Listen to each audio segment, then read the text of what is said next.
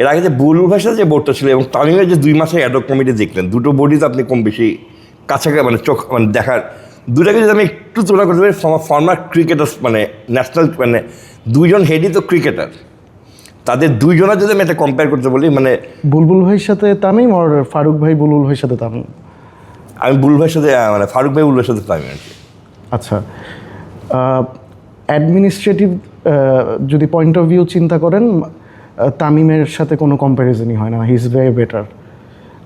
আমরা নিজেরাও দেখেছি আপনার ফরচুন বরিশালের টিমটা যখন ও চালাচ্ছিল, মিজান ভাই হয়তো টিম ফ্র্যাঞ্চাইজি ওনার, বাট পুরো টিমটা যে ও চালাচ্ছিল এটা আমরা সবাই জানতাম এবং নিজেও দেখেছিলাম। তো ওর অ্যাডমিনিস্ট্রেটিভ এবং অর্গানাইজিং স্কিলটা ওর মধ্যে ছিল, আগে থেকেই ছিল। আর এটা খুব ভিজিবল 2 মাসের মধ্যে আমি যেটা অবজার্ভ করেছি, বিইং আ বিজনেসম্যান মাইসেলফ, একটা অর্গানাইজেশন কীভাবে চালাতে হয় তামিমের মধ্যে ওই জিনিসটা আছে, and way better than the previous two.